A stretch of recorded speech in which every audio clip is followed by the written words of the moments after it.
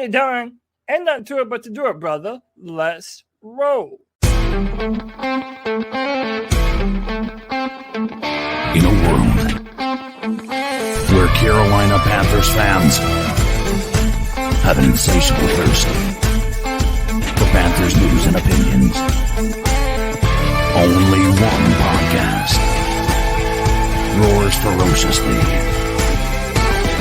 It's the C3 Panthers Podcast. Wow. This is it, folks. Can anybody pull up the link and tell me, can you hear us? Tell us that the C3 Panthers Podcast is working loud and clear. We're at Monster Subs and Grub in Spartanburg. Yeah. This is a epic moment for the C3 Panthers Podcast, a first of firsts. All together, baby. A first time that we have all been together in the same town, the same room, at the same time. We've had multiple people interact over the years, but never all of us at once. On top of that, it's our first podcast on the road. Yes. Not on the road, but on assignment. And we're on assignment at Spartanburg, Sparkle City, Spartanburg training camp. We're at Monster Subs and Grub. We appreciate everybody for coming out, number one, and number two, tuning in to the listeners tuning into the podcast. My name's Tony Dunn. C3 Panthers Podcast is live every Tuesday night, 9 p.m. We got the Friday free for all on Fridays, but today is day 2 observations of training camp. It's a first. It's a first of first, and let's start with Cody Lashney, my wheelman. You look great. Tony Dunn, this is my first time ever in Spartanburg, man. I'm happy to be here with the boys here at Monster Subs. I'm loving it, man. Yeah. This is something to remember forever, man. Shout out to PJ, man, for having us, Paisan. And listen, you know we're going to do this with the best damn Panther fans in all of YouTube. You already know them and love them. Jake the Snake, FSU, Matt Knows Nothing, Charlotte Sports 1, Panther Gal, Marcus Barnes, Josh, Nirvash, Bob Cranford, Tony Dunn. Ain't nothing to it but to do it, brother. Let's roll. Let's roll. CK, I want to congratulate you for making this happen. And when I say making it happen, is making us not be lazy asses and just stay at home. Day 2. And you know what? We got the special treatment today. We got the tent. And you know what? I am not even tired. I'm not even tired. I haven't eaten yet. I'm going to eat after this. I'm going to sub and grub it after this. How you doing, my man? Man, I'm living the dream out here. Get your face in that mic. Yeah. Well, I'm living the dream. And man, I'm just happy to be here with the boys. It's one of the things that we had been striving to be able to do at some point, to be able to get all in one room, to be able to really show what being in one place could possibly do if we ever get to a point where we're all able to do this on a permanent basis. That'd be awesome.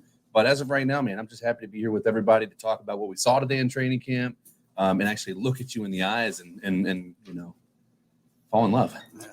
I am in love. I'm in love with this corner. And Greg, I'm in love with your Viking playoff beard. It's not a Viking beard. It's a Panther beard. That's a Panther beard. Yeah, we can call it a Panther beard for now. Okay, gotcha. It's definitely going to be a Viking beard soon when I braid it for Comic-Con this weekend to go as a Viking. So we'll see what happens. Yeah. Look, man, this is amazing. Tony, I remember meeting the podcast years ago, finding C3 and wanting to be with y'all. Now I'm here doing the first live show. You always describe it as riding in the car with friends after a game, and I literally just rode in Tony's truck with him after a practice talking about it. So, like, I'm living the dream right now. This is fantastic. Phenomenal time. I'm so glad to be here. Thank you so much, Monster Subs. Yeah. And by the way, I wish all of our viewers could smell how incredible it smells in here right now. Dude, it's incredible, man. Yeah. Shout out to PJ. I'm being tortured. I ordered this buffalo chicken. I took a bite, and it's delicious. And now all I want to do is just make you guys me chew on this thing right now. All right. You know the drill, folks. And that is to smash the thumbs up button, subscribe, and be a part of our community. That's what I want. This is, like Greg said, the way we think of this podcast from the very beginning, that it ever inception, the whole goal is for us to feel like fans riding to and from a Panthers game. In this case, we're riding to and from training camp, and it's day 2. And we got all together on the boringest day of training camp ever. It was boring. Well, the fact that they moved it to the far field, I think that yesterday they had a bunch of clips and go viral, and I kind of think that the Panthers weren't necessarily down with that. So they moved it to the other field, so it was a little bit harder to make out the action. But there were some notable things that we can talk about today. I mean, Bryce continued to look incredible. I mean, again, I'll echo the sentiment that that CK said yesterday. Bryce Young, is head and shoulders above everyone else. I mean, Andy Dalton is a 9-10 year veteran, and Bryce Young is just head and shoulders above him. And the offense runs through him, and it's fun to see. Tough day though. Yesterday was flawless for Bryce Young, and today was a reminder that he's human. Well, it was a reminder that he was human, but I think it also was a reminder that these guys are still learning the new offense. There was a miscommunication that resulted in that interception by CJ Henderson. I mean, you guys know that Bryce Young didn't just throw CJ Henderson an interception off of, inability to play football, right? Like, I mean, that's CJ Henderson. Yeah. I mean, again, and nobody expects anything from CJ Henderson. Well, He's out there doing everybody stuff. gets lucky. Even a blind squirrel finds a nut. Yeah. So. Yeah, broke clock is right twice a day, they say. Now I can read the comments, CK, if you want to put it over here. The thing that is incredible is that every time, and we said this yesterday, I don't want to continue too much with the Matt Rule era. Right. But like everything that we thought about Matt Rule turned out to be true. Right. And now when we talk about CJ Henderson, I'm hoping that all the things we thought aren't true. Right. But they're not even talking to him. JC Horn and Dante Jackson are over there joking around, having like a relationship together. And CJ Henderson is just walking behind them like a little child that nobody wants to talk to. Yeah. There's even a picture on Twitter right now of CJ Henderson having to tie his shoe, and the coach said, "Do we need to get you Velcro?"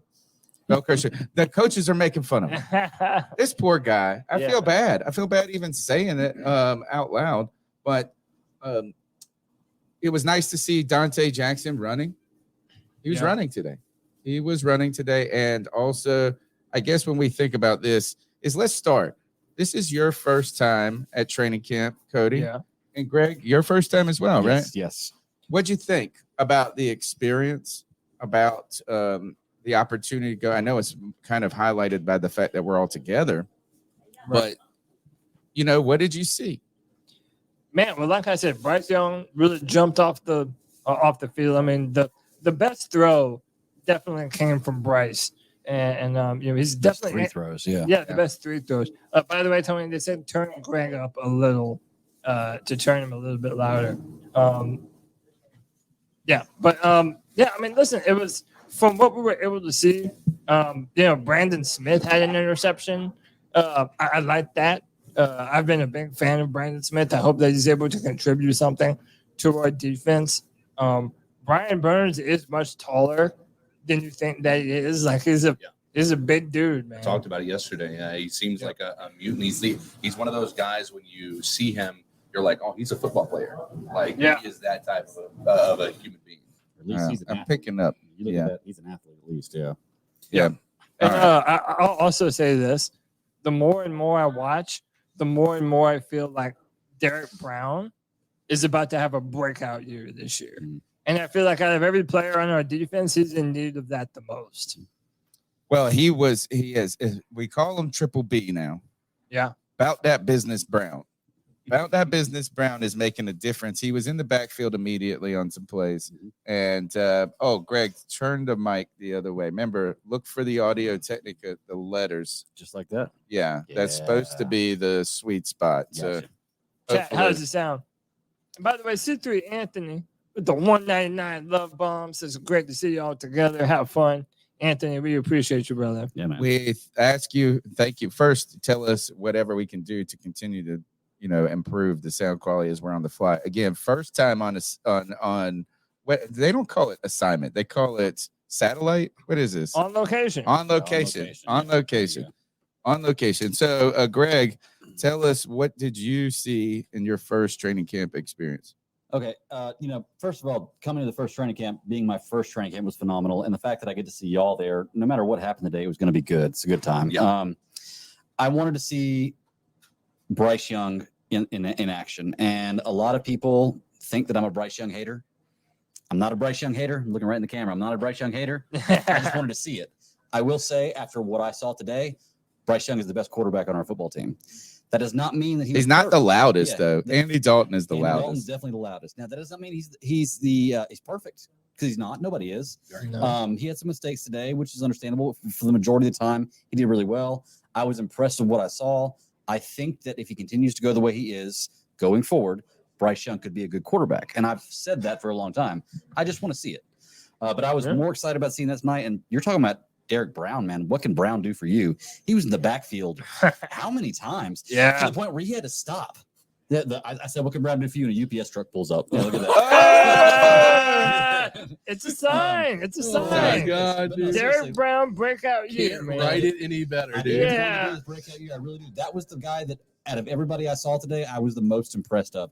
I saw a lot of Brian Burns practicing coverage, and not coverage like a linebacker picking up somebody coming across the middle, like lining up against a wide receiver and following them the whole way. So I wonder where they're going to put him this year, how much coverage he's going to be in.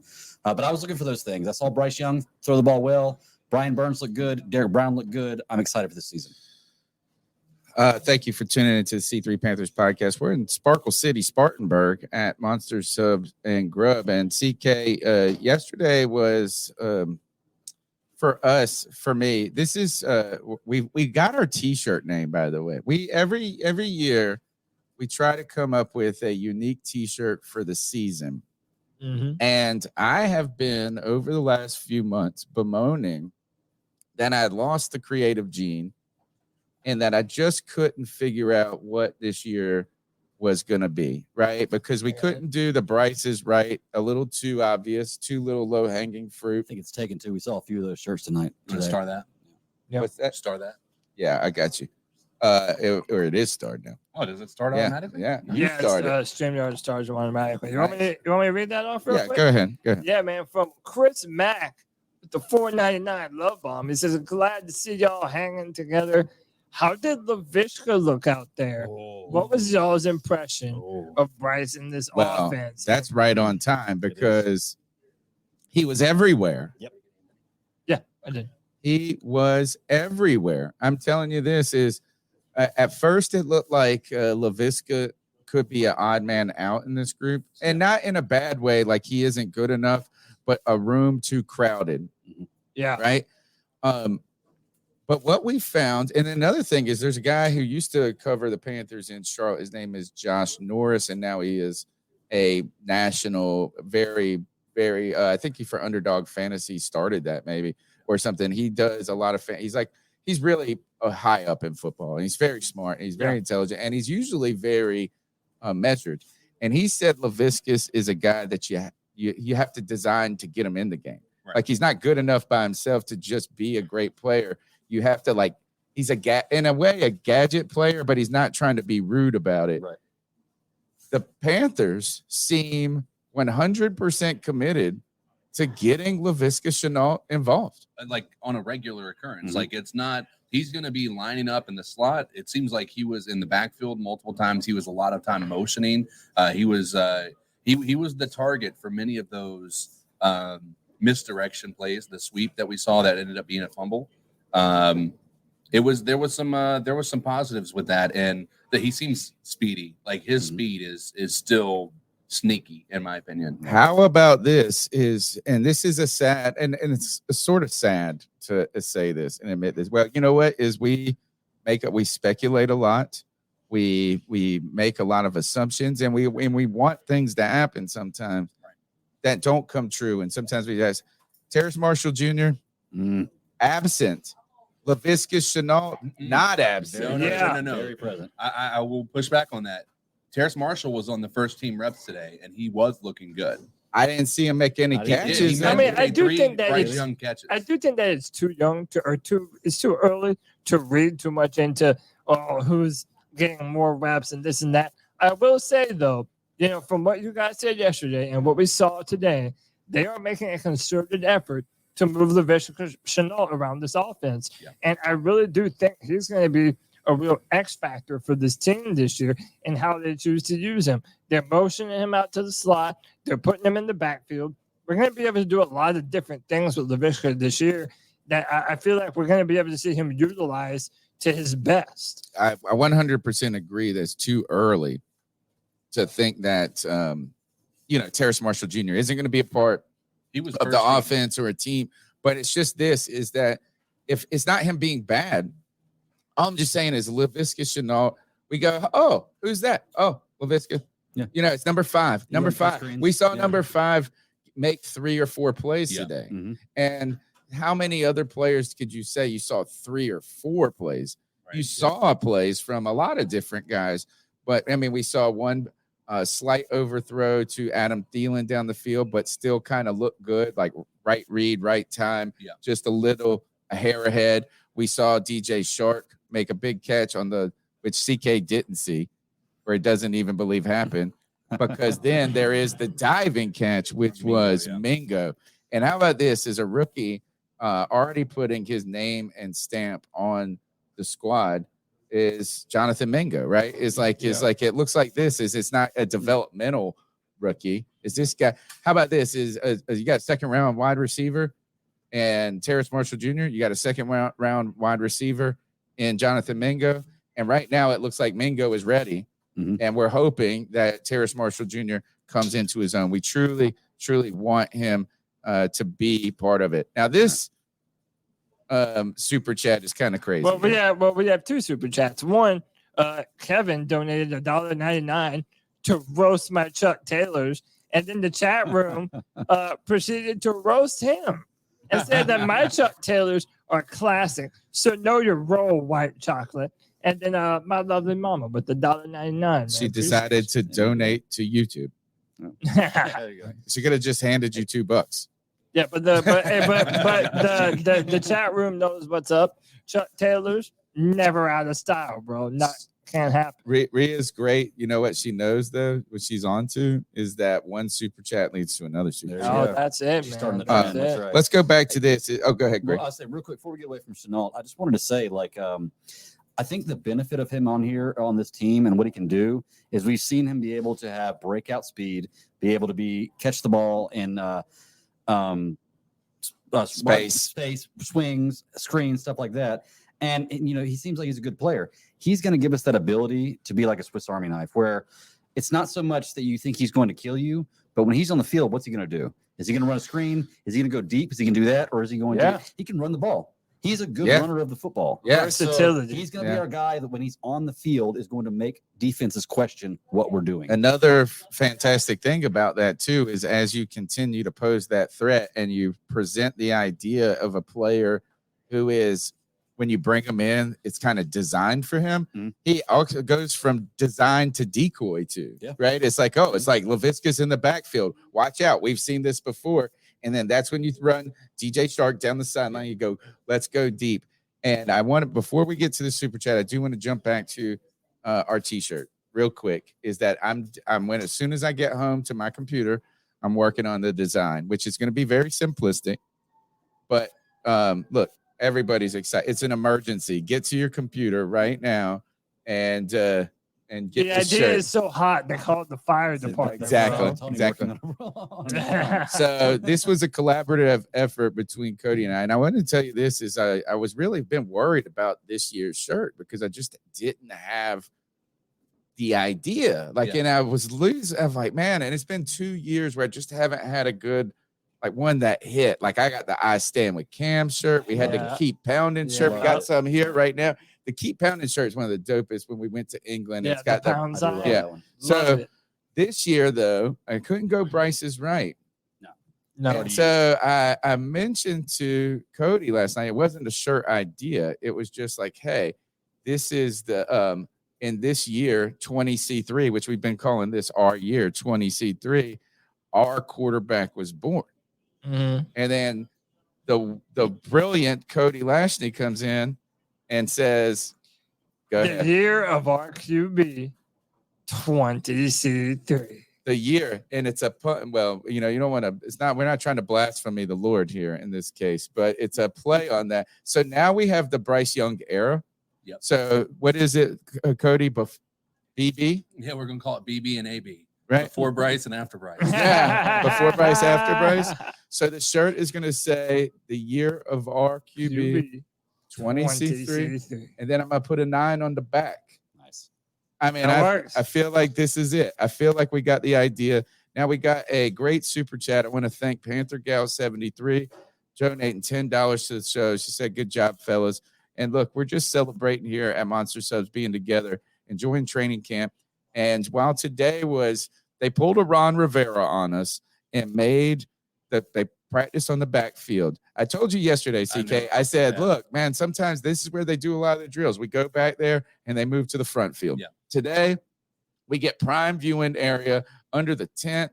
We're on the crown of the field. We're like in first class because we got Cody Lack with us, right? Yep. And then they go to the back like they did. Oh, Yeah, can't get it right. It makes no sense to me. Well, there is some we have logic. we have theories. There's two theories. One is probably more accurate than others, and that is the most logical one is that they moved the practice to the other field because they don't want anybody to get good clips like they did yesterday. Yeah. Right. There were a lot of people recording yesterday, and so they may have been Ruining doing it that for as all a of us. defensive mechanism. The other idea is that they just needed to move the practice. I mean, they needed to move to the other field and have more wear and tear on that field and let the other field have a bit of a break. Yeah. So maybe they're going to do this practice to practice, maybe on Saturday, or obviously Saturday, they're going to be in Gibbs Stadium, but maybe on Monday we find out they're closer. But it's either way, there's logic to it. I'm not angry with them. Obviously, it's irritating and frustrating, but at the end of the day, they had to do it. I mean, there's a reason they knew that me and Greg were coming, so of they course. decided They were like, to. it was like they said they knew Greg and Cody were coming, so we're just going to run screens and running plays. Yes. Now, and Greg and Greg's over there like, I need something to change. Hey, all he does is say this and what does he always said about Bryce Young? I just want to see it. I just want to see it. He drove all the way here to see it, and then they threw a screen. See it. And then we couldn't see it. I will say, I did see it from Bryce today. I saw a few really good deep passes. I saw one really deep pass that was not a good pass at all, but the receiver caught the ball, so everybody's gonna say it was a great pass, but it was a horrible pass. Oh, well, I it's wouldn't call it horrible. horrible, If you yeah. catch, when it's the not receiver has to horrible. dive for the ball and barely catches it, I would say it's if he hadn't caught that ball, we would say it's a horrible pass. Run faster. Okay, maybe. But I did see a lot of good stuff from Bryce Young today, which is what I want to see. Very quick release. I was very surprised at how quick that release was. Between him and looking at everybody else in the field, like I noticed that when we had, and Cody, I hate to do this, when your boy Matt Corral was in the field, he looked lost. He looked lost. And I know he's playing with the third string guys, so maybe that's something to do with it. But Bryce Young, you saw him snap the ball, and I could watch him check his progressions 1, 2, 3, 4. He was decisive. Maybe a second and a half. He's Maybe decisive. to do it. Or Bryce Young. Yeah. Bryce Young was. Matt Corral, Corral. doing a lot of double clutching, a lot of pump faking. He had some throws in the flat, but overall, there just hasn't been a lot from him. And again, I do like the fact that we're going to see him a lot during the preseason. I think it's still too early to judge him, 100%. but I'm right now he has not been impressive through 2 days of practice, and I'm a big fan of his. So if I'm saying it, you know I'm being honest. Yeah, well, I mean, I think you saw about what I saw yesterday, right? Yeah. Yesterday, it wasn't bad. 2023 wasn't a good year for the Carolina Panthers, but I'm trying to make 2024 a better one for myself. Get started on your resolutions with Factor so you're ready for the new year. Factor's ready-to-eat meal delivery takes the stress out of meal planning and sets you up for success in the new year. Skip the grocery stores, prep work, and cooking fatigue. Instead, get chef-crafted, dietitian-approved meals delivered right to your door. With over 35 meals to choose from per week, including keto options, calorie smart, vegan plus veggie, and more, plus over 55 weekly add-ons, you'll have a ton of nutritious and flavorful options to kickstart your resolutions. Skip that overpriced takeout trap. Factor is cheaper and way more delicious than takeout.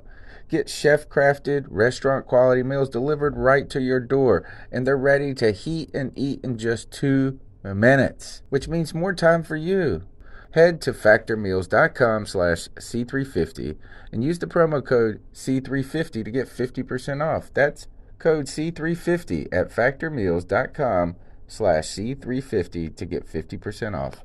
Like he wasn't throwing into the other team's hands, right? Which is good. You don't want him to be throwing interceptions, but he just wasn't throwing the ball. Yeah. Like he was just holding on. He was hesitant. He was double, and a couple of times I think the double clutch was intended. I think it was intended to be able to, mislead the defense. Get But them to bite the majority of the time, it was that I think he was waiting for a guy to get open. And I was telling Greg this, and I said, if we're ever going to see Matt Corral get out of the purgatory that he is now stuck in, and that is going to be a backup for his career, he's got to take chances, and he's got to be able to elevate himself because nobody's going to put him in the prime position to show his talent. Right. He's got to be able to go out there and do that regardless of what his situation is, and he hasn't done that. This is what outsiders, this is what all bubble players face. This is what late round draft picks, undrafted free agents face all the time.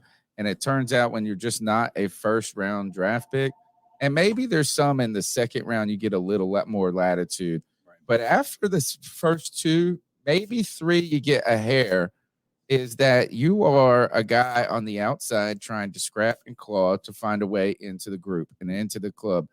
But the other thing I think that comes back to this, like you said, it's not about Matt Corral being bad.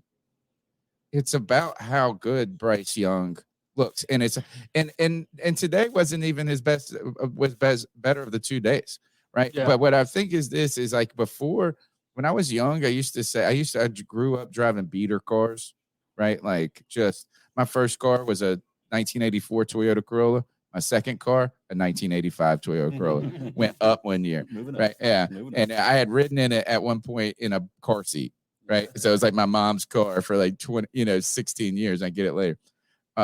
I used to, when you drive a beater car, you say this: a car is a car. It gets you from point A to point B. Cars are cars, and this and that and this and that. And then one day you drive a luxury car, and you're like, holy shit, this is luxurious. There really is a difference. Yeah. And Bryce Young is the luxury car, and Matt Corral is a Honda Civic. Hey, shout out to two fans in the stands here. Two fans in the stand. Check them out on YouTube. They came to Monster Sub today. They were out and at training camp today. Flew from Dubai to CC3. Yeah, man. That's 8,000 miles for this moment. Screw Bryce Young. Came to CC3. We met him today. He came over to say hi, introduce himself, and we're going to try to fit him into one of the shows. And maybe Tony said he's going to go over there and do a show for them. So go check them out on YouTube. Two fans in the stand, man. A rising tide lifts all boats, folks. Is continue to collaborate, continue to talk. The more chatter, the more talk about the Carolina Panthers, the better. And that is about building the fan experience. That's why we're interested. Look, that's why we're here right now. We're here at Monster Sub with a Panther fan, right? How about this? How crazy and bizarre is it to be from New Jersey to move to Spartanburg, and before you even moved to Spartanburg randomly, you chose to be a Panther fan in 1995 out of an expansion team. You had two choices. You could have been a Jags fan. You could have been a Panther fan. You decided to be the better choice. Then now we're doing a podcast at his restaurant. Yeah, man. It's bizarre. Dude, that's awesome. And he is the quintessential Italian. It's like you can't make it up. The name is not made up, folks. It's not a shtick. I don't know if anyone can see, but there's pictures of the Sopranos on the wall. We got Godfather. Yeah, this is Italiano. It might be a front. This is a we're helping him launder money, right? He said you can't make those jokes when don't do that. If I disappear, folks, disappear. No, all right. So let's jump back to practice. This is going to be something we haven't talked about in any of the days, and that is the kicking. Yeah, this is the first year ever since I've been doing this podcast where there's only one field goal kicker. I mean, I don't think they need to. No, there's no competition. Yeah. There's no extra guy. There's no guy. There wasn't even a guy to just stand there and be like, because we don't want to overuse Panero. It's just Panero for the dinero. Here's the reason. Here's my belief is why I put that in his head. He only had 2 missed field goals last year, and they happened to be in the worst situations possible against Atlanta. but those were his Or only the 2 best. minutes. Right. Yeah. So at the or the best, because had he made those, we might have We had would a be lot of a BB. We bigger. wouldn't have Bryce. We would be Yeah. before Bryce still. So really, we should be thanking Eddie Pinheiro for Yeah. his Yeah. inability to make those kicks. But then does that mean we have to thank Keith Taylor for letting Mike Evans just Yeah. burn him? Yeah, I in think those so. We got to thank Matt Rule for being a fool. I'll never do it. No, I'll never do it. I'll never do it. That's a You cannot fantastic make point, CK. Like I was just thinking the exact same thing. Is imagine what a confidence booster is for a kicker when you know you have no competition. You may have a backup. You may sign somebody just in case you get injured, but you're our guy. Like, do you think Gotskowski or the guys from what's the guy in Justin Tucker? Yeah, do you think he's ever worried about his job? Never. That's No. gotta help in your No, I think mental it's a great point, ability but, to be able to play the game. You know, so I think it's a great idea. And you're right. He missed 2 last year. It sucks the 2 that he missed, but that's a pretty good ratio. Let's keep in mind he has taken a job of a guy who was a pretty good place kicker for us. Like, think about who that was it? guy, I don't even Zane remember. Gonzalez. Oh, Zane Gonzalez. He got That's it. injured 2 times warming up on the sideline at the beginning of the year, 2 years in a Remember row. his groin exploded? Yeah. And so, and to be, obviously, you don't wish anybody's job to be taken away, but Eddie Pinheiro came in here on a last moment's notice, and in 1 year was able to turn around, and all of a sudden he's the guy, right? He became the guy, and Zane Gonzalez isn't a Panther anymore. Poor Zane. His groin exploded and it wasn't a happy ending. No. Dude, that doesn't sound like like a happy ending. No, not at all. Not at all. Not when you're growing. Okay. All right. So let's get back. Is this, the defense was making plays today? Yeah. It was a lot better than it was yesterday. By the way, we had 2 more super chats. Nice. Charlotte Sports One said have to give you one of those shirts. So people are already pumped about the year of our QB 20C3. Those are going to be fire. You should put "He has risen" where the name is over his back. No, I think you. We can only push it so far. Like you go out. out. If we did that, you go out the first game and get struck by lightning. It's not even an injury. It's a literal lightning that comes down. Bryce Young is our metaphorical manna. Yep. I know. And Hopefully. again, we don't want to, we don't. Sent from heaven to nourish our fandom. This guy's on a roll today. Come on, man. I mean, this keeper he's just saying, keep setting them up, Tony. I'll keep knocking them down. Yeah, you throw softballs. I'll hit a grand slam. Man. Come on. All right. So we were out at training camp today, day 2, and we'll be back on Saturday, right? Saturday is the get-together event. Greg has decided just to be a good parent. What kind of Don't worry. Loser. Don't worry. I took care of your daughter. You're fine. She's not in the picture anymore. Don't worry, we got muscles to do it. Yeah. We got muscles cousin to do it. Yeah. You'll be free. There's nothing to do. Don't worry about it. Insurance checks in the mail. So we'll be back on Saturday and have a good time. If you guys are coming to Spartanburg, I really suggest, particularly if you just don't want bland sandwiches. Oh, dude. Don't avoid I'm not going to name names because you just need to come to The national chains. Yeah, Avoid the avoid the national chains and come to a real, like a Yankee deli. Like it's a deli that I bring my grandma here and the peppers, but the peppers on the sandwich, these are real peppers. Yeah. It's like, so the cold cuts, my grandma would say, these cold cuts are fantastic. This isn't the Food Line cold cut. Not a Food Line cold cut. Muscle said, why go to a one of these national franchises that have a bunch of angry 19-year-olds that don't give a damn about what they're Now doing. you just got an angry mafia guy. But Subway has a meat But he's cutter. nice to his customers. Subway has a meat cutter now. He's been doing this. We talked about the freshness of this. I mean, I was telling me and Tony, we left yesterday and we just couldn't stop talking about how good the food was. It's just, again, I know this is a Panthers podcast, but Muscles Marinara, a long supporter of the show, was kind enough to let us come here, set up, do the podcast, knowing we needed to do an on-location show, and he was able to, give us a venue to do that.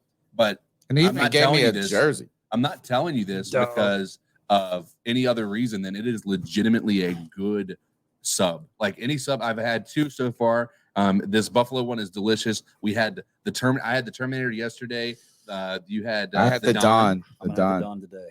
Yeah. And so, and Cody's got himself a Philly over here. He's ready. Yeah, to man. Right, he's Onions and into. peppers. He's Dude, dying. I'm It's great. pumped, But bro. it's fresh. Everything is just. It is premium 4 miles. ingredients. It's 4 miles away from Wofford, Yeah. from training camp, and it takes about 10 minutes because of the going through town. Go to Monster Subs and Grub. Get yourself a sandwich.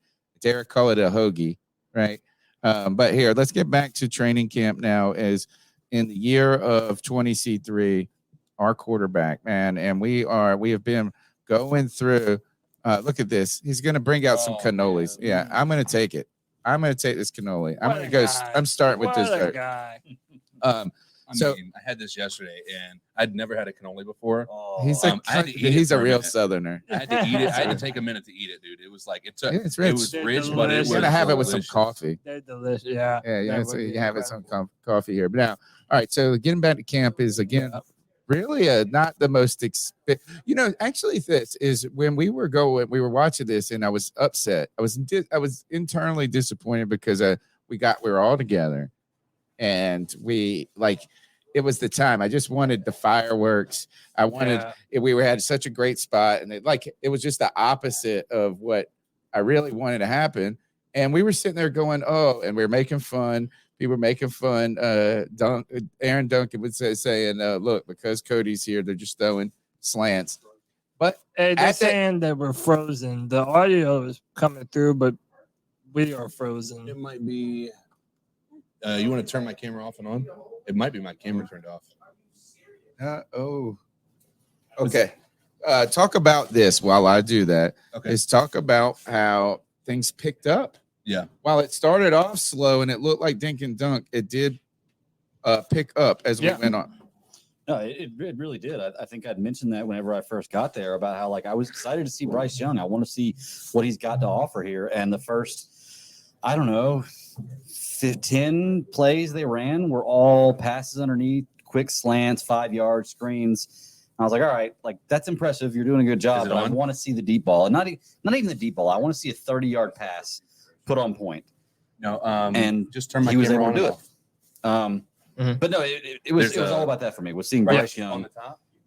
be the guy he wants to be now. Slide, yeah, it's a The next thing I need to see from Bryce Young, turn and it back on. I'm not going to get to see this this season, is I need to see him take a big hit and get up and do it again. Yeah, you need to have a He's little gonna have it faith. in the NFL. Yeah. I need to see that, and I'll feel a little better once I see it. And I don't wish that he gets knocked. I don't hope that he gets blindsided and somebody slams him.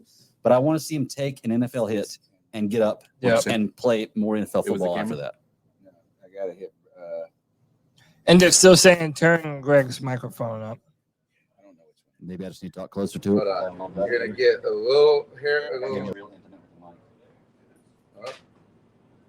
Hold on. Give us just a second, folks. We're reloading. Whoa! First show on location. I'm staring at my face. There's probably going to be an echo on that. Are they looking at me? Here we go. Now we're good. Now it changed to my face. I feel like my face. Go ahead and take me. Yeah. He's on my iPad. We're back. But yeah, like you were saying, the first few plays, it was kind of boring. I was looking and I was wondering kind of what they were going through, short passes, slants, and I don't know if it was what he was reading or what the play was called for. But you're right. As the day went on and they got further and further into running reps of the ones, I saw more 15, 20, 30-yard passes. And for the majority of the passes, they looked really good. Yeah. And so, again, this is all going to be stacked more and more for the offense than it is for the defense. But today we finally got to see the defense make a difference. Yeah.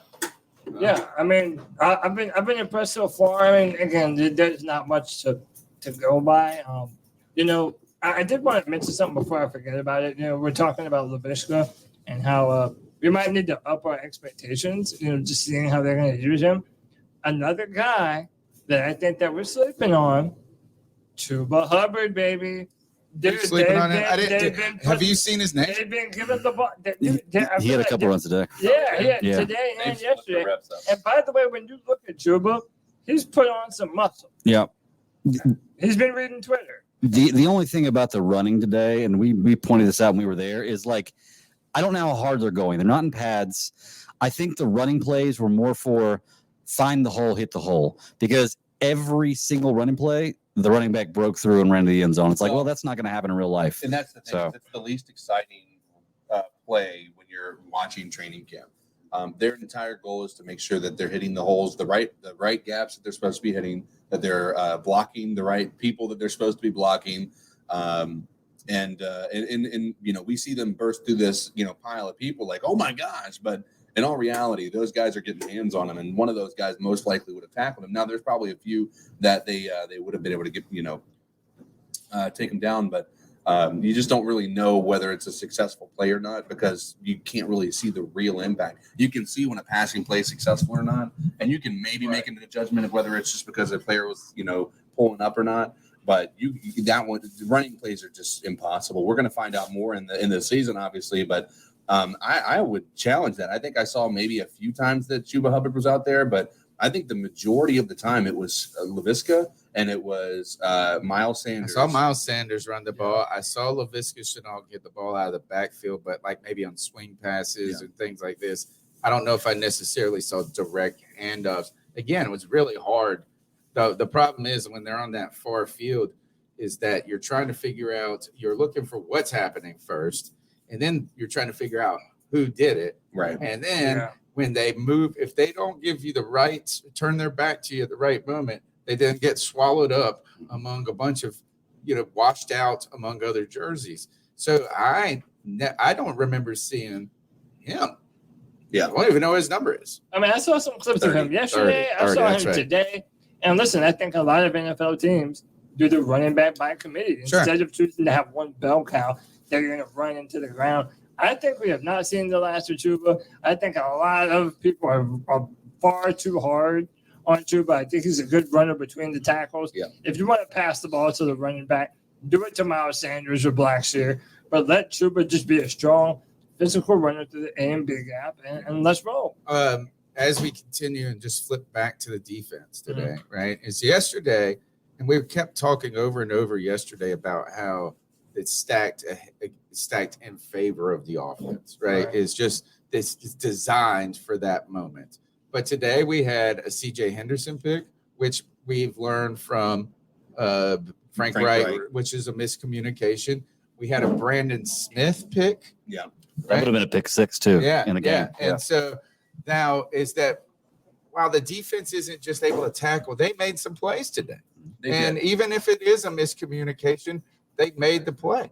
And more notable is the lack of participation in the team drills from J.C. Horn and Dante Jackson. Yeah. They both were on the sideline the entire time while these guys were out there. They didn't rotate.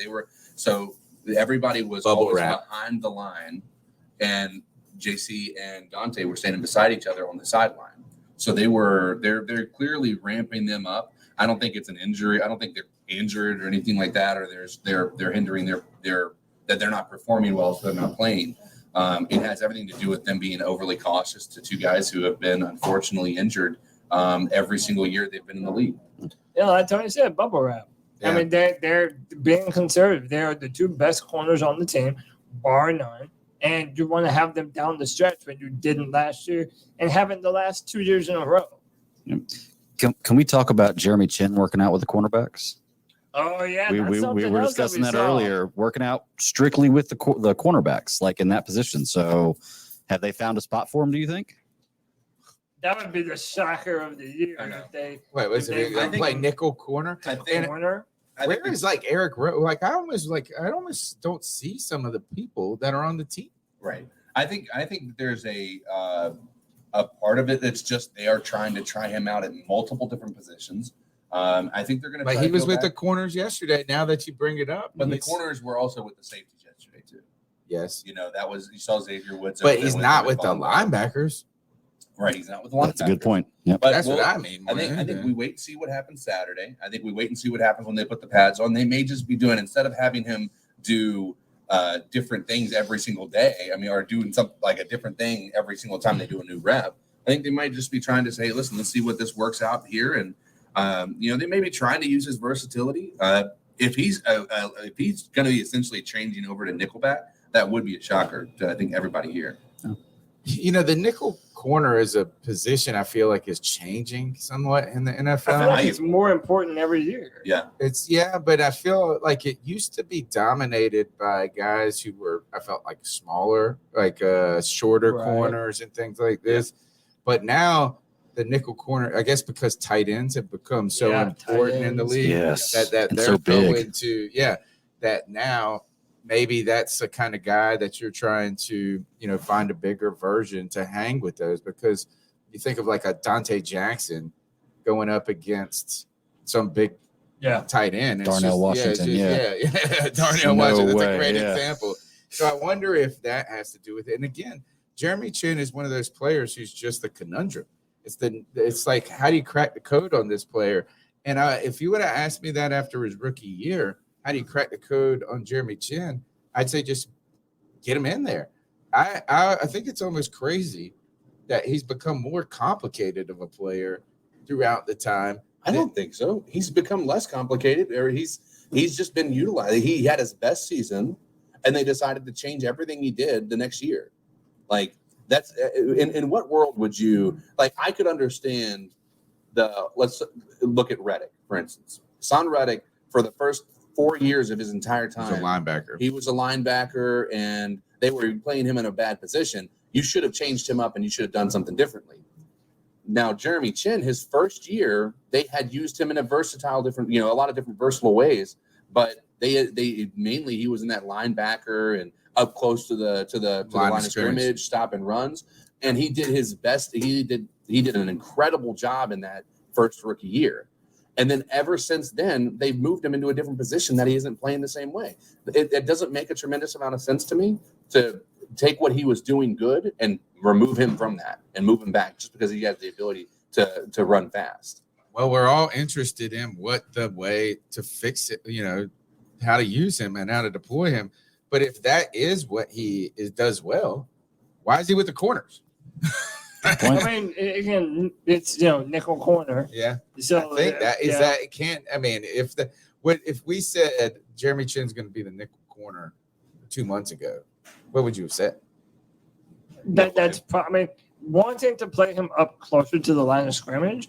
I would say, that's what they want to do. They want to use him more in that hybrid linebacker, corner, safety role. It's like a blend between the three of them. Do you think it would be mainly to be able to disguise blitzes and 100%? And that nickel blitz is something that I know Ejiro Rivera used to great effect with the Broncos. Yeah. So and he's the perfect player to do it. He's fast, he's aggressive.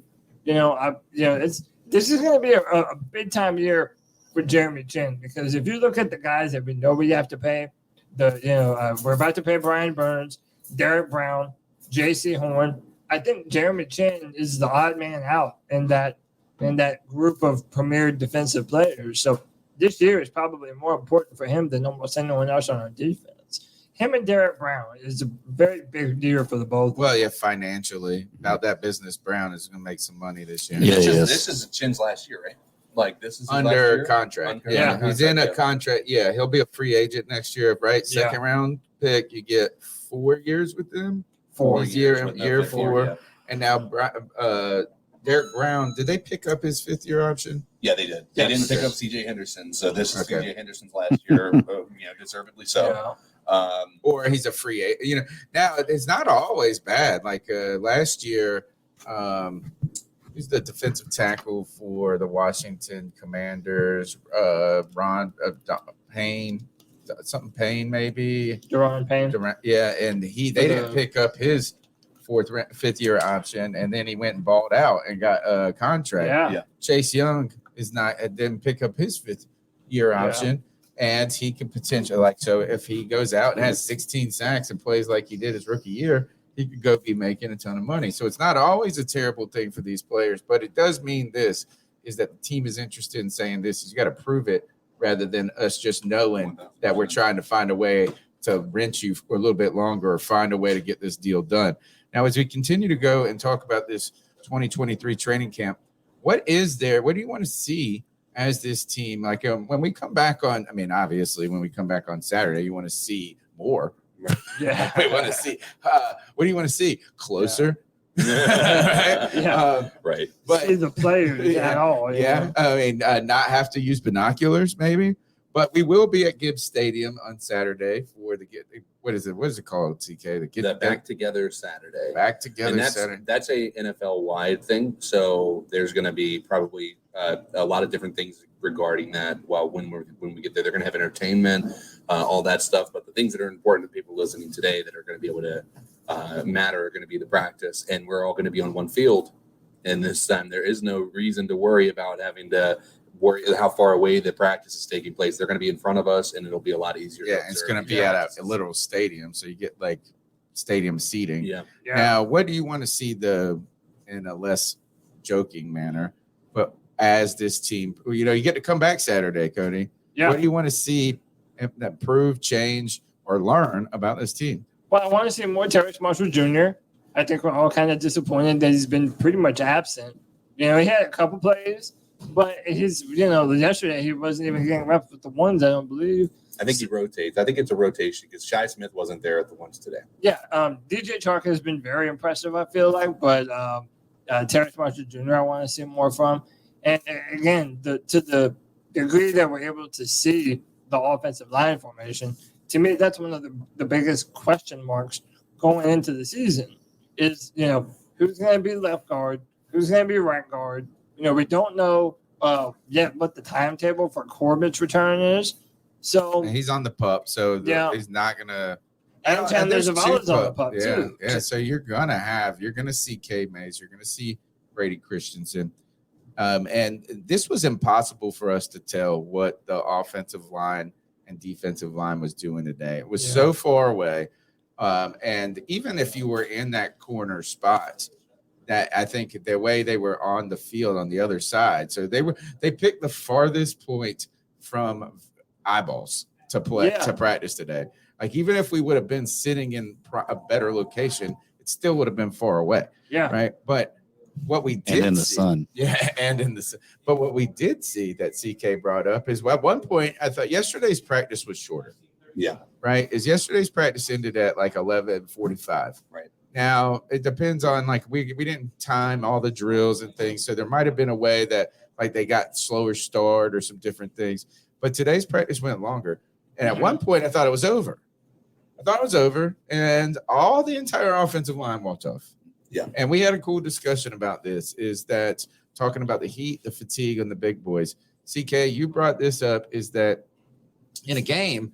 Yes, you are exerting yourself for 3 hours, right? But you have the opportunity of the defense to take over, for you to go sit, get some oxygen, get some water and TV hydrate. breaks, Things like that. Quarters, halftime, timeouts. You have a lot of different things that contribute to you being able to catch your breath a little bit. That on top of the fact that the heat is ridiculous out there. Yeah. It makes sense why these guys are needing to maybe ease them into the practice. And they talked about that. Shaq actually talked about that in his interview. He was saying that he was asked about how this staff compares to the other staffs that he's been on. He's like, I'm not going to comment on what other staffs did. I'm not going to do that. But I can tell you, this staff knows how to take care of its players. He's like, we're starting earlier. We're getting out of here earlier. They're not leaving us out there in the heat for 2 hours, 2.5 hours, or however long, previous regimes might have been doing that. He's like, we're able to actually breathe and recuperate.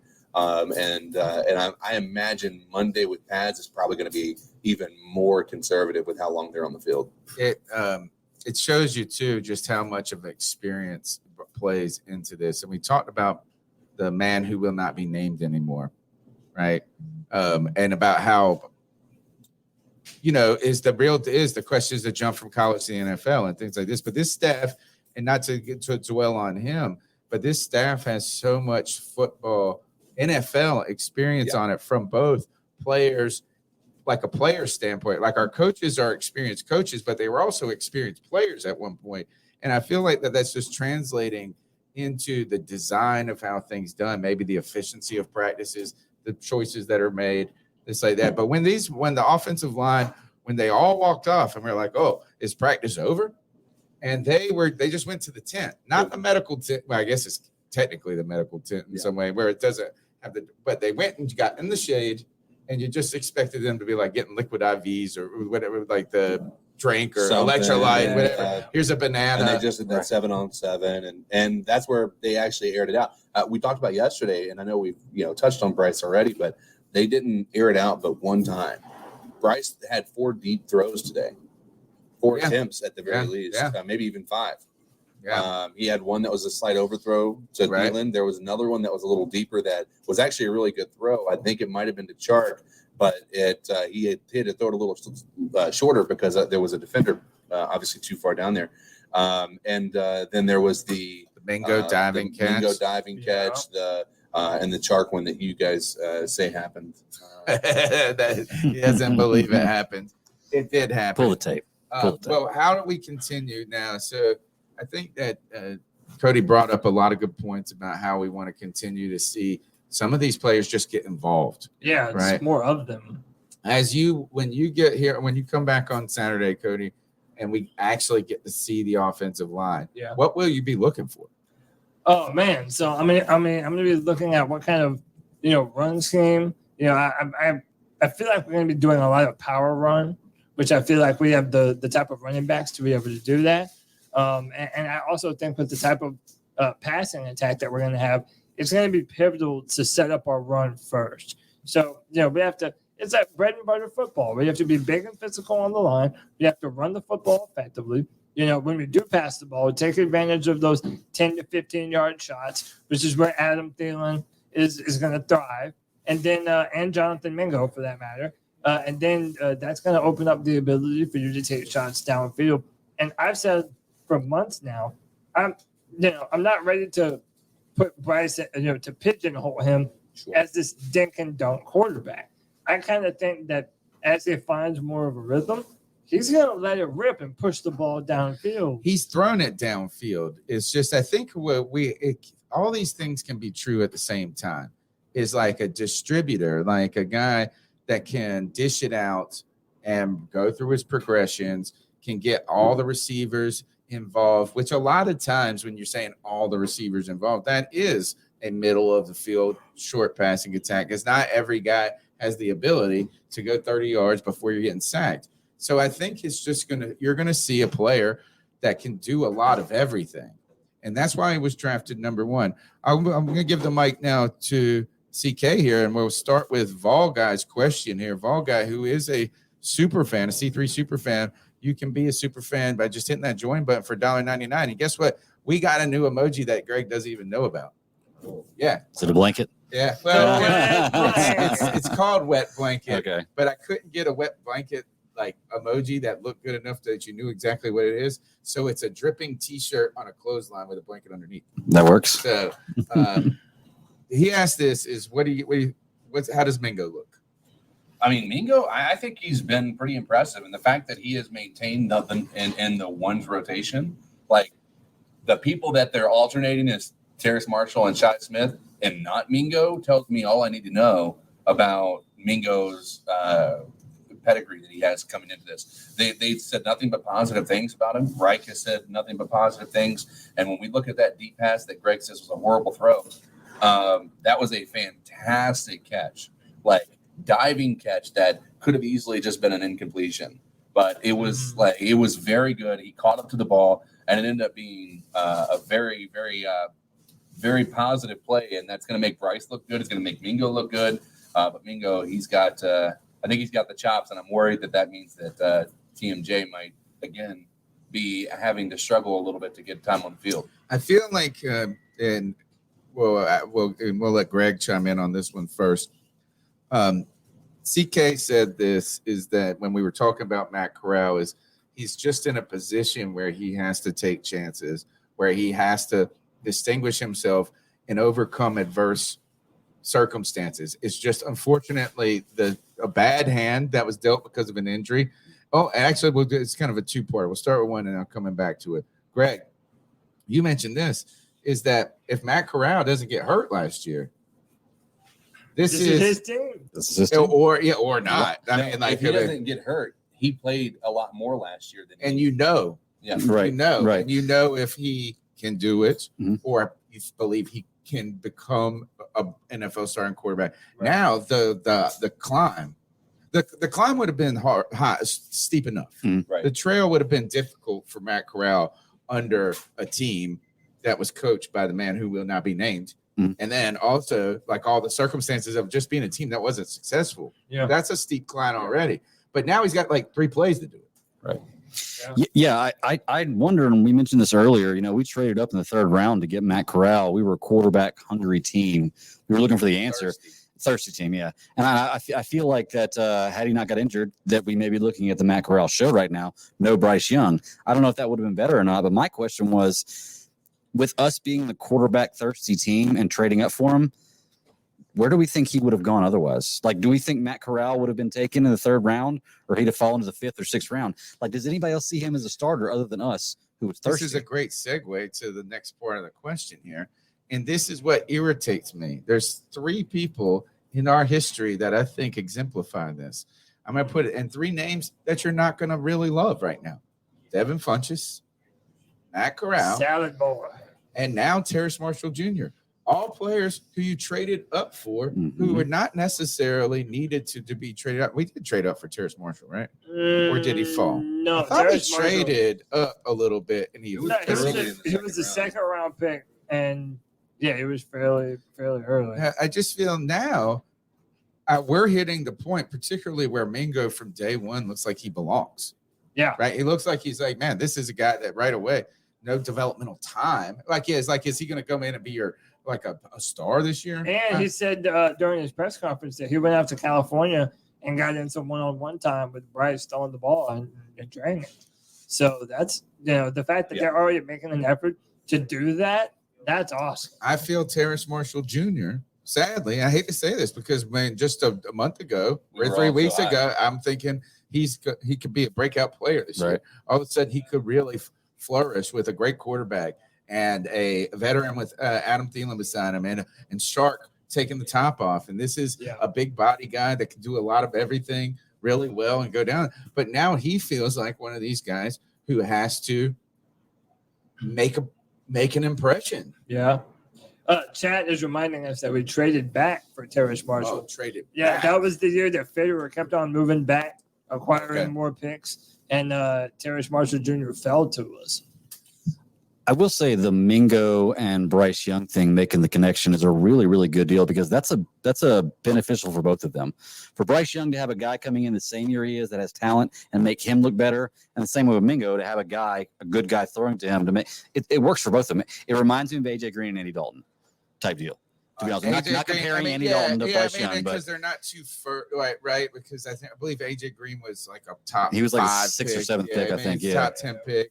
Then you got, Dalton was actually a deep pick. He was in the 2nd round. Yeah, but middle round. you're seeing a lot of examples throughout the NFL or in the past where quarterbacks have flourished. Young quarterbacks have flourished when they have a real weapon, right? And you can go Dalton and AJ Green, who's on the team right now. Yeah. You can go Jamar Chase and Burrow. Yep.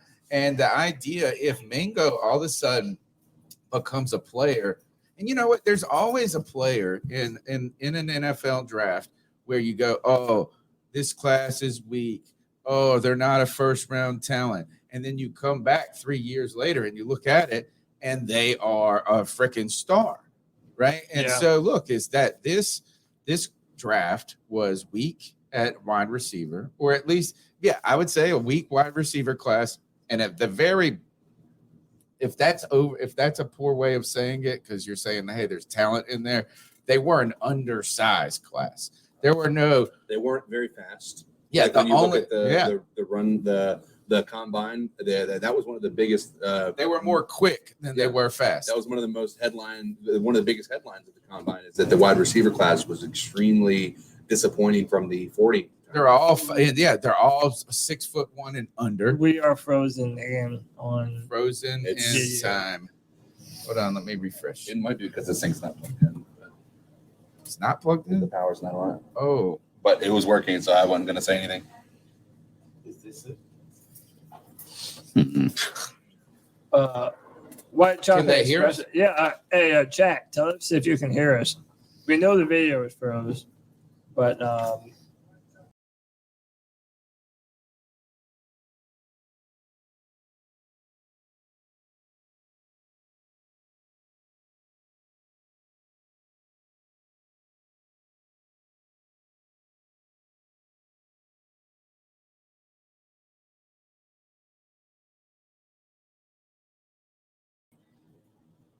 There we go.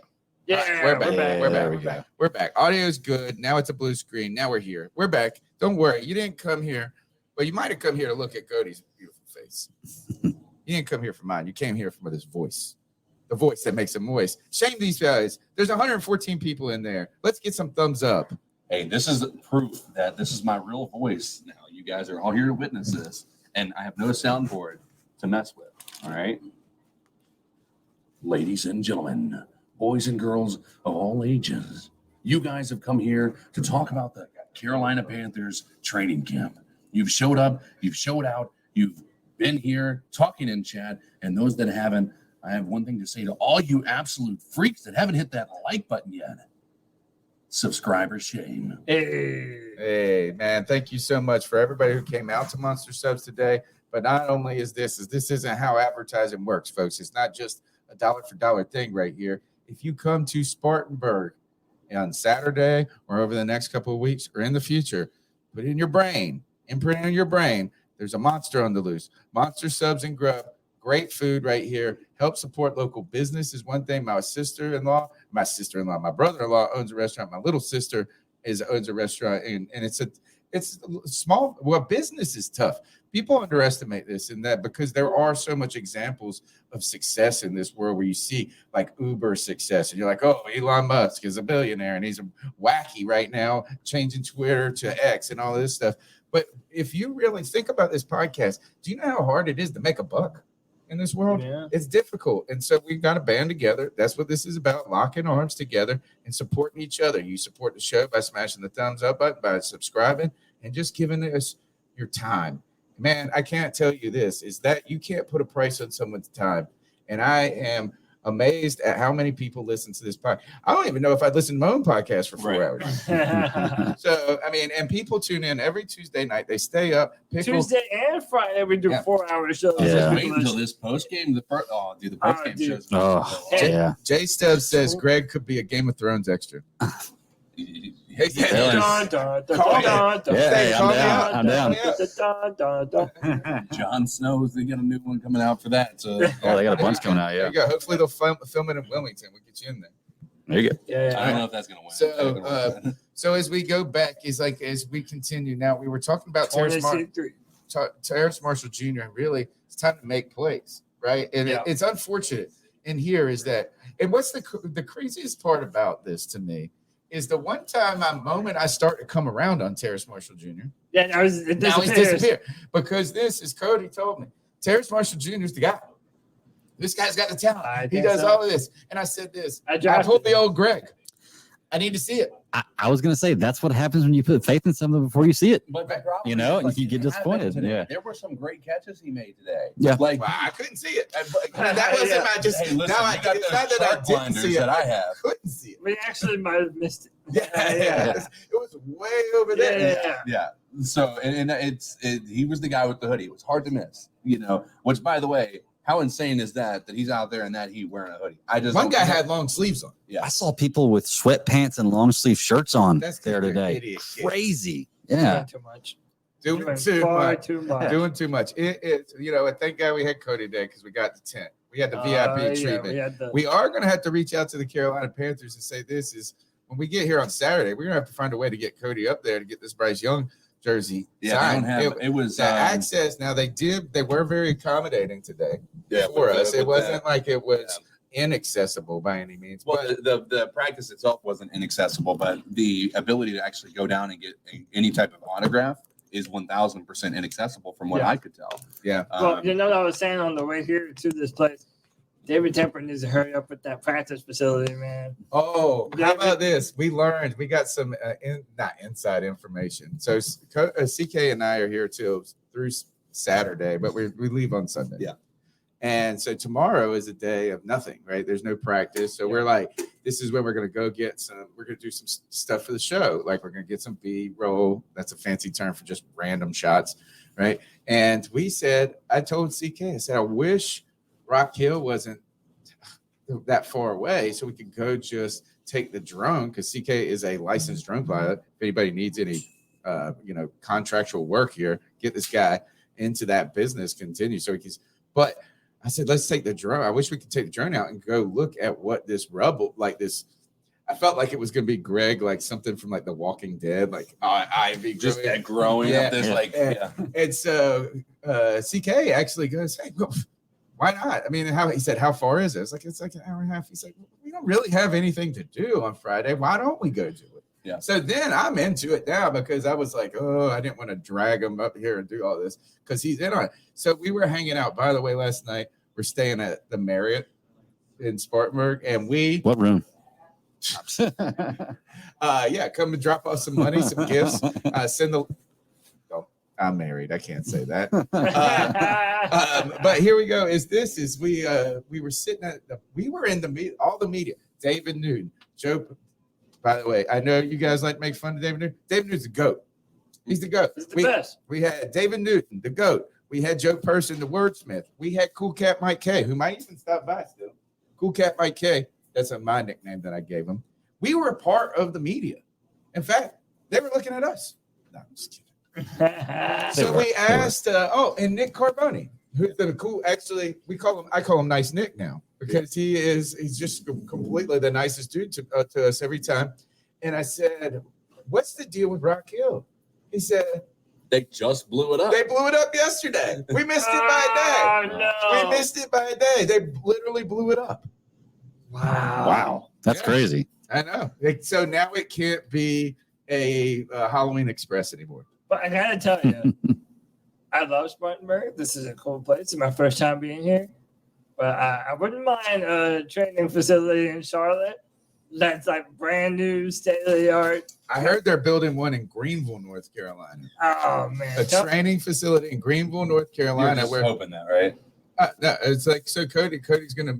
I mean, he's got He's trying to push that. I got you. I see what you're doing. There's a campaign. Tony's trying to get me to Greenville, North Carolina. He's already got you a lease. I don't know if you know. I mean, I got my brother-in-law is also a real estate agent, so I'm working on it. I've got him searching for rental properties, for properties. We got you, and I know what your mom wants. She wants goats. And she's not talking about dating. No, she doesn't. I have 5 goats. You don't want goats. They're adorable. They like are. Our quarterback. You ever tried to fence in a goat? No, I love my goats until I have to go get them out, like put them in their fence 7, 8, 9 times a day. Oh yeah. I've had cops telling me because my goats are out. What we were supposed to do? We were going to do something, and Greg goes, "I don't know if I'm going to be able to make it today, guys. The police are here." About my goats. Goats are fantastic. They really are cool animals, but build a very, very high, very, very solid, sturdy. Yeah, way to keep them in wherever you're trying to get them because they can jump over anything. They are. Well, hopefully Terrace Marshall Jr. will jump into the action like this goat's jumping out of the Yeah. Well, they're nimble. Like they can literally walk anything. Like they can walk on a fence top. Yeah, they're that mountain goats are. It's crazy. Reason. That's why they can take downs around the Rockies. Whatever. Now, do you have to mow your lawn, or do the goats just? No, they just eat his neighbor's grass. Yeah, they eat the neighbor's grass. I mainly got them to get rid of all the poison ivy in my poison oak in my yard. But once that was gone, it's like, well, now I guess I got to feed you. Yeah. So, goats. All right. So Bryce Young, the year of our quarterback. Man, it's really nice now, CK, to have, just an answer. Yeah. Now, I know Greg says, like, let's not put the cart before the horse in a way, but it might not. It's not that he's going to necessarily work, which we do believe, right? We have optimism. We have reason to believe. Right. But here's the thing that we haven't had in the past since Cam. Since Cam was released, we didn't have a firm direction. Mm-hmm. And it was just let's keep throwing crap against the wall and hope something sticks, but not really being committed to something and seeing it to the end. It just felt like we were constantly chasing ourselves. Mm-hmm. Like we let go of Cam Newton, we get Teddy Bridgewater. We still have to pay Teddy Bridgewater, but we cut him after 1 year. But we don't like it because we almost were good. But wasn't enough to get more than 5 wins, right? And then we trade for Sam Darnold and gave away quite a bit to trade for Sam Darnold and pick up his 5th-year option. Chase Deshaun Watson in the process. Yeah, and then we end up trading for Baker Mayfield, and like it just felt like we were constant, and none of those were long-term answers. And there was never a real commitment. Like it was just a hope that it would work, not a belief that it would. Right. And that's where Bryce Young does give us this, is that whether or not he's under, it's like he can have deficiencies, right? He can have a size question. You can have these issues, but you know what? You've committed to a player now. And now if it doesn't mean it's going to turn into a Super Bowl, it doesn't mean, but you have made a plan of action. You have been, like he was on the field, decisive. Mm-hmm. Yeah, I mean, I think before with everything else we had, they were trying to catch lightning in a bottle. Like you said, there was no plan. You're buying the $1 lotto ticket, not the exactly $20 lotto. Mm-hmm. And you can win. And you can win off the $20 lotto ticket, but it's like what, 1 out of every 25 win. Whereas if you spend $20, 1 out of every 4 is going to win. You got a much better chance. It's a much better plan going forward. I feel better after watching camp today. I didn't see a ton of stuff, but I feel better. Maybe it's just me seeing football again. Well, feeling like football's Greg closer. Needed just to see. It's kind of like you were the Doubting Thomas. Yeah. Do you remember? Sure. And he's like this, and you're like, "Hey, is that Jesus?" And he's like, "I got to see the one." And he's like, "Jesus."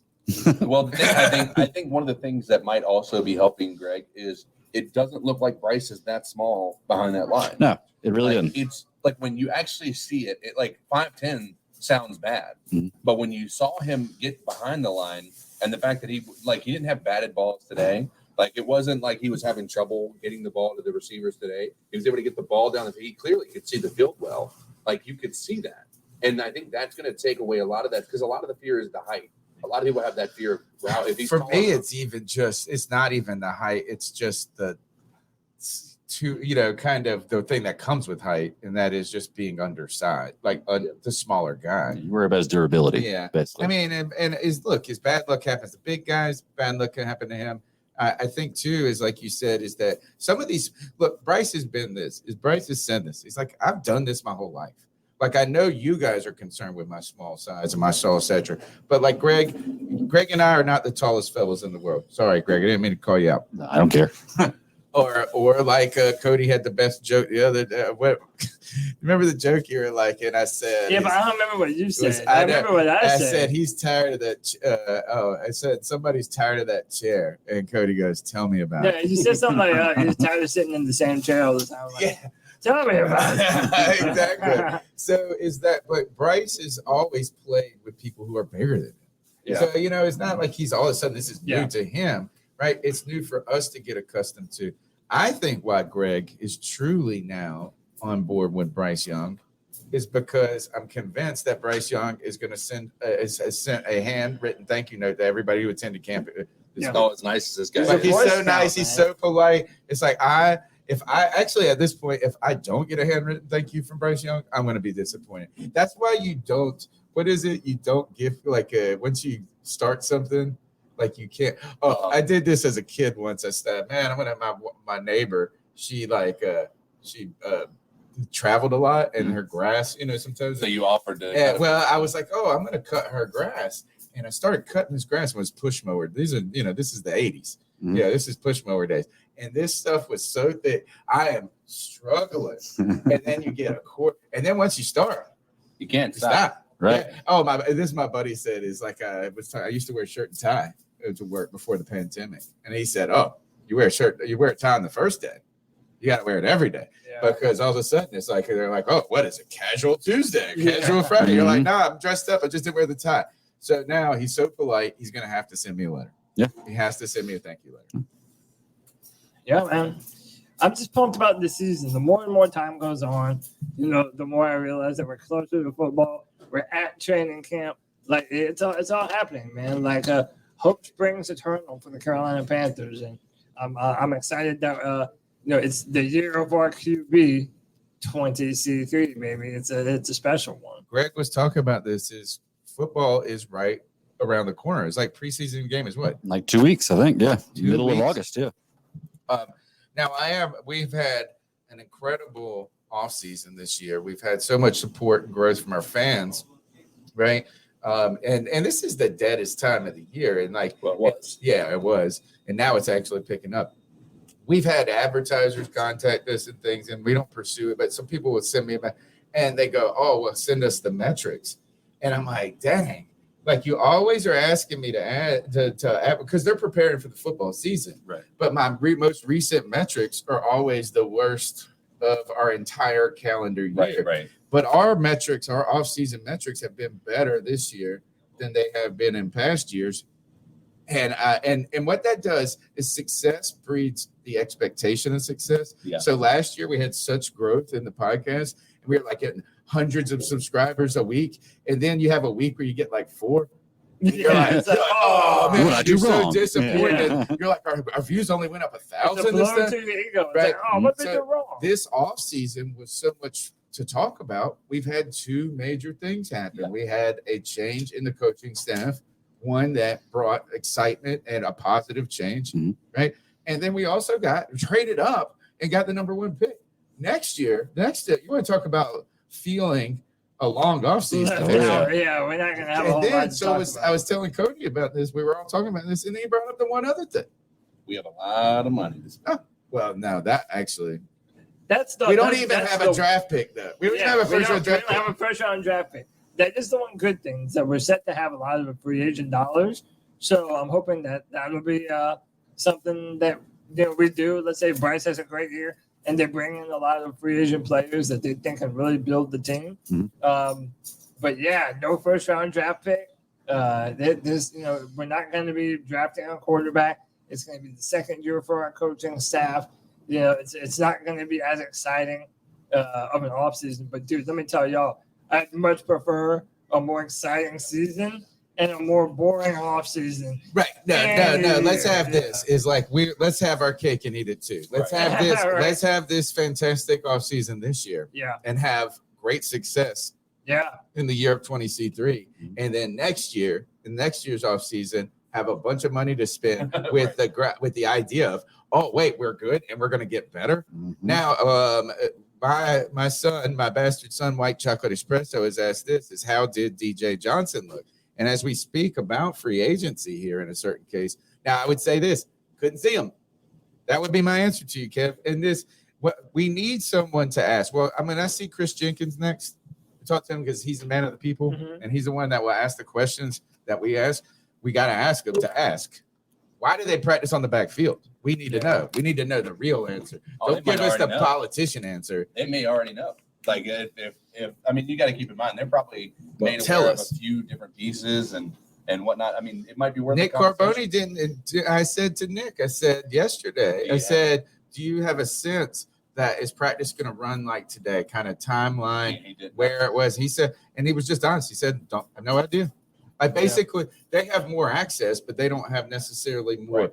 Right. And I'm not trying to diminish their insight to the game. I'm just saying it's not like they have secret knowledge. Right. Right. So as we go, my first question to you or point, Kev, couldn't see him. But as we continue to go back to the free agency talk here, is that we have some questions on this team. And if you said this right now, as with all the optimism we have, this team looks like it's going to be an offensive driven team, or at least that's what The appearance. like yesterday. It was crazy to say this. It's like, holy cow, we're going to have an offensive team. We're not the whole strategy of our success isn't holding the opponent under 17 points, Right. Yeah. which is all of our success in the past has really been generated around defensive teams in so many ways. The question is, do we add that? Where are the questions on this team? Right? Because I think we say this. I think we're walking out of here with optimism about the offense. Look, Greg is even believing in Bryce Young. That's crazy. Let me be clear. I'm impressed with what I saw with Bryce Young. I still need to see him do it in a football game So with he's not pads on. He's went I from was here impressed. to here. Right, I was Believing is impressed. Too strong of a word. He's for going to that. make Right. Bryce Young That's right. hold up his hands and have the holes in them. Now, do I think he can do it based on what I've seen? Yeah, I think that he can come on, but I still want to see it before I crown him. But Man, I love your eyes. yeah, so we get this offensive, but I feel like this is at the very those are reasonable questions. But when we walk in, you were saying this is there aren't really any stars on the offense. You know what I'm saying? It's like some good players and some things. But now I'm looking at DJ Shark, and I'm telling you this: DJ Shark is not just a one-trick pony. He's not a Robbie Anderson. It's just what we want you to do is have 3 catches for 100 yards and a touchdown, right? I think if DJ Chark can stay healthy, he can do everything. He Yeah. can take the top off of defense. Mhm. He's big enough to be a possession receiver. He's fast, like he can get separation, all of these different things. So I think we're coming out of this saying our offense has tools. And Cody has been making this point for a while. Is like, we're not just going to be like, there's an opportunity that this offense can be very, very good. Yes. The questions, though, continue to go to the other side of the ball. Yeah. One is like, how's the defense going to look under a completely new system?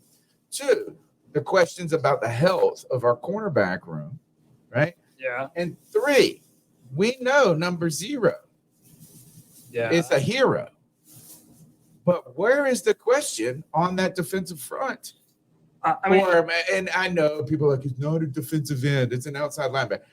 The guy on the other guy, not named Other side, yep. Brian Burns. well, I mean, DJ Johnson is a big dude. I mean, I think that we're forgetting this dude is 6'4", 270 pounds. He's like the Yeah. hammer. And part of the reason that they drafted him is they want to be able to set a physical edge. They do not want teams to be able to bounce the ball to the outside against the Panthers, and that's you draft a player like that to help you do just that. It's all about pass rushing at this point, like figuring out what he is going to offer, getting after the quarterback. And right now, I mean, he's one of 3 names that we're considering: Marquise Haynes, Oh, yeah. Yep. YGM, which that's a Mhm. name that most people don't want to hear, and DJ Johnson. And yeah, I mean, to me, it's anyone's guess as of right now. I would love for it to be a rookie player, just because I feel like we never have rookies that just come out and just ball out. Maybe Jeremy Chin, but I would be heartened to see DJ Johnson do something real big time this year. Well, there was one play in particular, one where I saw Derek Brown get in the backfield, and Bryce Young was getting flattened on this play. If it was a real life, real play, not his fault. Like as soon as he turned around, after he took his steps, he turned around. The guys were in his face, but there was 2 defenders. Was Johnson the other guy? I couldn't tell who it was. One was Brown. He was getting closed in on both sides. He was going to get smashed in real life, but I don't know who the other guy was. One was Dude, Brown. I couldn't tell you. Okay. I Brown and I don't know, maybe Bravion Roy. I'm not sure. I'm not sure, yeah. No. It was so hard Bravion, to see. we You learned would something know. yesterday about Yeah, it's a Bravion. bowling ball. He is a big short. He is short. He's a teapot. He's short and stout. And when I say stout, he's like you said a boulder. And Yeah, he's like a boulder with arms Yeah.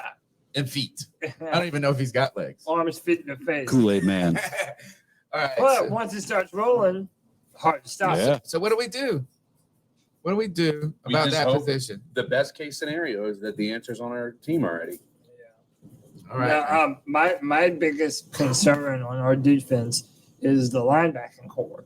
And it's just because kind of similar to Greg. Well- I want to see it before I start. Brandon Smith made an interception Yeah, today. I'm a big fan of Brandon Smith, but I just don't necessarily know how it's going to look like that. I'm more like Bat Daddy, and I want to see it before I start to say how great they're going to be. But I mean, I don't know about Shaq Thompson and Frankie Luvu as inside linebackers in the 3-4. Like, I don't know what that looks like yet. Y'all know that's our next shirt, right? I want to see it. Yeah. That's the next tagline for the shirt. I want to see it. That means a lot of different things to a lot of different I people. want to see Yeah, it. Yeah, but that's true. I want to see it with regard to Matt Burton, right? We don't say his name. I want to see it with That's a Bryce Young, around here. but I also want to see it with Terrace Marshall Jr. Yeah. Listen, I've been Dying I for told it. you he has the biggest potential of everybody on this team, in my opinion, and so I need to see it. Yeah. I saw, did you guys see that John Ross retired? Yeah. Oh, did he? Yeah. That was that guy who set the record for For the the fastest fastest He 40. ran a And 4.22. he also set off, when he ran that, the Cincinnati Bengals drafted him at like number 6 or 7 overall or something. Mhm. And then it set off this crazy run on wide receivers that year. And in a year where no one said that wide receivers, there was like, oh, this is a wide receiver class. They were saying I could see a instance where no wide receivers go in the first round or in the top 20 or something. They were saying something like that. And then they drafted John Ross, and everybody else was like, oh crap, there might not be any receivers left for us. Yeah. And they just started drafting him. He retired. Has not been that long. I think he was a 2017 Yeah, a draft pick. it wasn't very long ago, and I think it was sooner than that. Yeah. Yeah, Sorry. and so the thing that we were talking about this with Mac around, right? Is that, and this is the difficulty with the NFL, is that it's not just what you do, right? There are so many other contributing factors. Like, you're not in full control of your destiny in the NFL. It's about timing, opportunity, taking the right. And when you are one of these guys that are on the outside, this is why I love Baby Bird so much. He's a guy who has no reason to make a team, who gets zero opportunity. You know what I mean? Like, he gets like 3 opportunities. Good catch today. Yeah, and then he goes out and like, so when he gets an opportunity, he makes the most of it. And right now, as we continue to look for this camp, we're dying. We're dying for Terrace Marshall Jr. to seize that opportunity. And it's not, and if you're listening to this and like, if it sounds like we don't, it's like I'm not a believer at this point. No, I'm not even trying to be critical of him. If he was sitting here right beside me, I wouldn't say I don't think you can take. It's just like this is the reality. The situation is that you are a guy that has all the physical tools. You have had a difficult hand dealt to you under a crazy crap coach that didn't like you. The offensive coordinator who did like you only lasted a year and a half, and now you have a completely new team and other guys who are very competent and accomplished around you. We're all dying for Terrace Marshall Jr. to take advantage of it, or to hopefully. You don't want to see him move closer to the bubble. Yeah, and again, though, I'm not going to hit the panic button. Yeah, right now. agree. 100. I'm still believing what I was saying earlier. I think Terrace Marshall Jr. does have number 1 wide receiver potential. Whether he lives up to that potential is entirely up to him and this team and a bunch of other outside influences. But I mean, I'm not going to panic over 2 days and say, "Oh, he's the odd man out in this receiving group," because I don't know that's true. That would not be dying on this hill. Right. No, and you know me, boy. I die on this hill. Well, let me ask with TMJ, like, just say this year he has a breakout year, 13 touchdowns or 1,300 yards, 9 touchdowns. Great year. Okay. What would we expect him to be? This is last year, right? What are we paying? I think because you don't pay him number 1 money because he hasn't. Because you're like a 1 year exactly. I'll follow that on 1 date. Right, exactly. Like, you pay somebody for what they've done in the past, not what they're going to do for the future. Or in the NFL. Versa. No, in the NFL, it's what you've done already. Like, if you've had 4,000 or 5,000 yard seasons, you're getting paid big money because you have those 4,000 or 5,000 yard seasons, not because we think you're going to have more. Way to pay somebody not for. That's why you overpaid Christian McCaffrey. Because you paid him for the 2,000 yard season, not for if he's going to have 3,000 yards next year. Yeah. So that's why I wonder, what do you pay him if he does have a year like that? Like, I want to keep him. If he has 1,300 yards and 7 touchdowns this year, yeah, let's re-sign him. But I'm not going to re-sign him to be a top 15 wide receiver in the NFL. Well, it also depends on how the other guys on the team do. Yeah. Because if Jonathan Mingo is really good and, Laviska Shenault continues to be good, it's like you've already proven that you can find these players in the second round. True. Just draft another one, man. But to me, receivers, like, they're kind of similar to the running back. And that when it comes to the draft, I mean, yeah, if you have a high-end receiver, they'll draft them high. But for the most part, a lot of teams know you can find some real good receivers in later rounds in the draft. I mean, the Steelers do it all the time. Well, the Panthers don't do it all the time. Yeah. Hardly we have ever. been trying to have 2 good wide receivers at one time. Yeah. We are a 1 wide receiver team. Did you guys see DJ Moore making some big plays in training camp? Yeah. The Bears, we're thirsty for a quarterback. They're thirsty for a passing game, period, and a receiver that puts up anything. DJ Moore is the manna from heaven for them. They've never had a quarterback throw for over 4,000 yards ever. Ever? That's 4,000 yards. And by the way, they're like the second oldest team in the NFL. That's insane. Yeah, it's absurd. They have been living in a under Ron Rivera. It's like, we have to. How are we going to win? If we're going to win, there's only one way. Hold them to 14. And he played there too, so that works out. Yeah.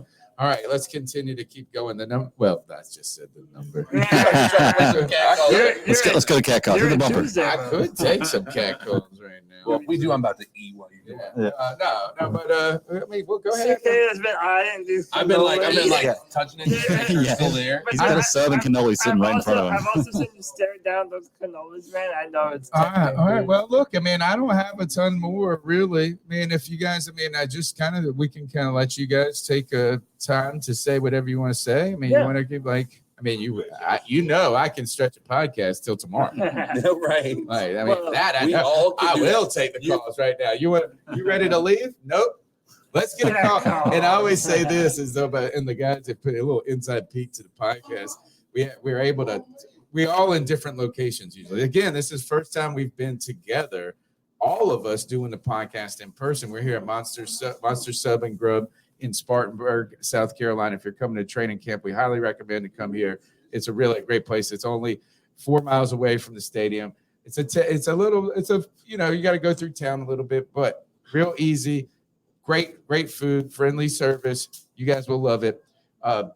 When we're usually doing the podcast, we're all in different towns and different locations. Right. We have the ability to chat in the background where people can't see it. And so there will be inevitably, as we go into a podcast that's like excruciatingly long, Cody will send me a message. CK will be like, how many calls we got left? And I'll go, only 3. And then right when we get to the second to last call, I could see them. I could see them all being like, I could see the light at the end of the tunnel. Tony goes, the number's 252-228. I'm like, I'm going to screw these guys over right now. I'm going to make you be my friend. I'm making you hang out with me. Yeah. Making you hang out. We're hanging out together right now. Cody, I don't know. We'll pull it together. It's been an hour and a half. It's kind of a good time. What are your kind of final thoughts or what is on your mind? And we'll go around. Well, first thing, I love you boys. Happy to be here with all of you, man. This is great. I hope it's the first of many more times that we're able to do this. I want to thank PJ Muscles Marinara and Monster Subs and Grubs for letting us be here, man. This has been incredible. Everyone in the chat room is loving that we're all here together. Great vibes all around, man. My first time ever in Spartanburg. We'll be back here on Saturday at Gibbs Stadium to check out what they're doing. And man, I feel it. Football is around the corner. Panthers football is right here. The year of our QB. 20C3, baby. You already know what it is. Such a good shirt. It's on the way. CK, your thoughts, your final kind of conclusion to the C3, the year, our second, right? We'll have one more. Well, are we doing a post on Saturday or we got other stuff to do? We'll probably do because we got to do that. We got the charity thing. Yeah. Let's squeeze one in, man. Yeah, we'll probably do something that night. Tomorrow night we got the Friday free for all. I think Cody's still going to try to run still that. Doing the free for all. It might not run as late because you got to get up early and get back out here for that. Yeah. So if y'all want to jump on that too, I might do it a little bit earlier if y'all want to jump on that. Okay. So Okay. But other than that, we got Saturday and then we're back to our regular scheduled program. I'll be heading to FanFest. Cody and Greg will both be. So 3 of us are going to be at FanFest. So if you guys are planning on making it out to there, you guys will still have 3/4 of the 4 horsemen out there. But I'll be there. And then we're off to the races, man. We're just a few weeks away from our first preseason game where we're actually going to see some legitimate football. We're going to see a lot of the questions that we have answered then, more so than we're going to find in camp. Camp is going to be what it is. They're easing it into it right now. They're not going to have their first padded practice until Monday. So we're not really getting the full force of what this team is going to be expected to be. And in preseason on the 12th, I think is the first game against the Jets as they come here to Spartanburg to do that joint practice. What a big – I feel – go ahead. You go ahead, Greg, because I got my final thought. Okay. Yeah. I love being here. This is fantastic. We definitely need to do this more often because this is really fun. Yeah. Super excited to eat a sub after this because I've been in here for like Greg said when we 2 got hours here, now. I'm hungry. Yeah. I've been here for like 2 hours now smelling this. Hey, guess what? The number's 252-228-59. I will say, man, it was fun going to training camp. It's awesome seeing y'all. I was impressed with what I saw today. I was coming to see Bryce Young today. I was impressed with what I saw. Great throw in motion. ball quick out of his hands. I could watch him go through his reads very quickly, make good decisions. A couple of bad throws, a couple of great throws. It's the way it's going to be. I mean, you're not going to make every throw perfect. But all in all, I was pretty impressed today. I'm excited for the season going forward. And, I'm just ready to get things done, man. Thank you, Michelle. Michelle Cranford says it was also amazing meeting you guys at training camp. Thank you for all the supporters, man, all the people in the chat room each and every week. Thanks to PJ Muscles Marinara, man. It's wonderful being here. It's been such a gracious host to us yesterday and today. Thank you guys. You three, you're very important to me, man. This podcast has become something. We were talking about our identities and purpose in life and things like this. This has become part of my life, right? And you guys are a big reason for that. My final thought goes back to what CK said when it comes to the New York Jets, right? Coming in, is that the year of 20C3, there are a lot of signs that it's true. We've got a big coaching staff with some great names. We traded up to get a first-round pick. He is adorably polite and awesome and amazing. He looks the part. He looks capable. Mm-hmm. The signs are all there, and the attention is about to be. Yes, the attention is about to be as Aaron Rodgers and Hard Knocks come. And guess what? The Carolina Panthers steal the show. Yeah, let's go. Man, it has been wonderful hanging out with you guys. Thank you for everybody in the chat. Thank you for all your donations. Don't forget, we do this each and every week on Tuesday nights live at 9 p.m. Check out all of our content. Help these wonderful creators that have come out today. Man, you guys get in there, and we're going to continue to grow this culture together. That's the C3 Panthers podcast. Let's get out of here.